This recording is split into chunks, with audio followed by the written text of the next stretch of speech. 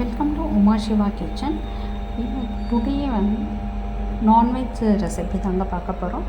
Mutton மிளகு வறுவல் சொல்லலாம், மட்டன் மிளகு குழம்புன்ற சொல்லலாம். இட்லி, தோசை, ரைஸ்க்கெல்லாம் வந்துட்டு சூப்பரான காம்போ. சப்பாத்தி, பூரிக்கும் பரோட்டாக்கும் நம்ம வந்துட்டு இந்த சைட் டிஷ் வந்துட்டு யூஸ் பண்ணிக்கலாம். வாங்க வீடியோக்குள்ளே போகலாம். இன்றைக்கி நம்ம குக்கரில் தான் செய்ய போகிறோம். குக்கர் வச்சுக்கோங்க.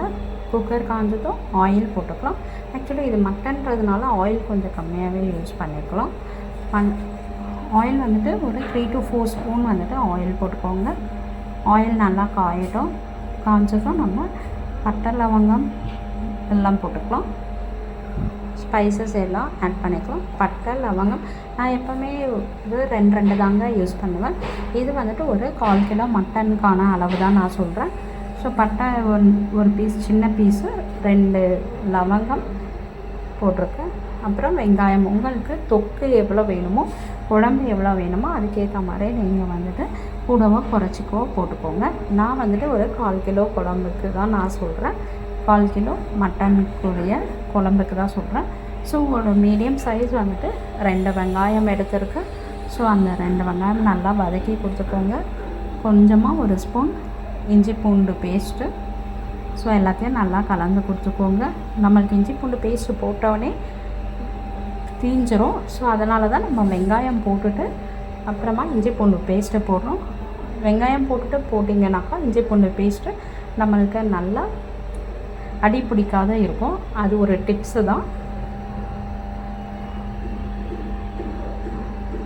ஒரு வெங்காயம் வந்துட்டு அரைச்சி எடுத்துக்கலாம். ஏன்னா கிரேவி உங்கள் வீட்டில் நிறைய பேர் இருந்தாங்கன்னா கிரேவி நிறைய வேணும்னாக்கா நீங்கள் அரைச்சி எடுத்துக்கிட்டிங்கன்னா நம்மளுக்கு நல்லா ஆண்டு வரும். ஸோ அதனால் நம்ம அரைச்சி எடுத்துக்கலாம். 2 வெங்காயம் அப்படியே போட்டிருக்கேன், 1 வெங்காயம் அரைச்சி எடுத்துருக்கேன்.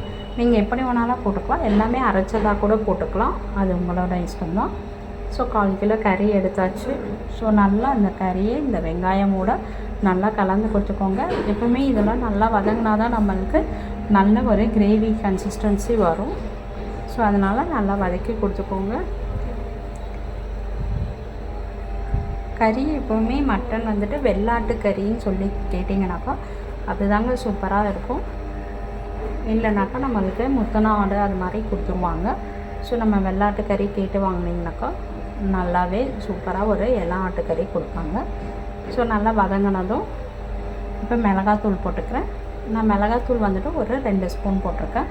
1.5லேருந்து 2 ஸ்பூன் போட்டிருக்கேன். உங்களுடைய மிளகாத்தூள் எப்படி காரம் இருக்குமோ அதுக்கேற்ற மாதிரியே போட்டுக்கோங்க. இது வந்து நம்ம வீட்டில் அரைச்ச மிளகாத்தூள் தான்.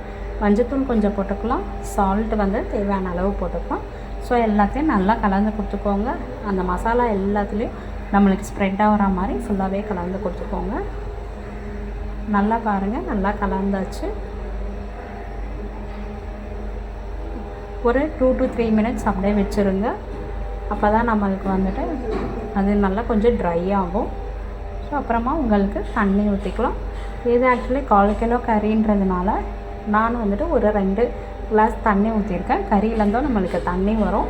ஸோ அதனால நான் 2லேருந்து 3 கிளாஸ் தண்ணி ஊற்றிருக்கேன். ஸோ மூடி வச்சிடலாம். மூடி வச்சுட்டு ஒரு 4 விசில் வச்சுக்கோங்க. வெள்ளை ஆட்டுக்கறி நல்லா எல்லாம் ஆட இருந்ததுனாக்கா நம்ம 4 விசிலே கரெக்டாக இருக்கும். ஸோ பாருங்கள், சூப்பரான குழம்பு வந்துட்டு நம்மளுக்கு ரெடி ஆகிடுச்சு. இந்த வீடியோ பிடிச்சதுன்னா லைக் பண்ணுங்கள், ஷேர் பண்ணுங்கள், சப்ஸ்கிரைப் பண்ணுறோம்.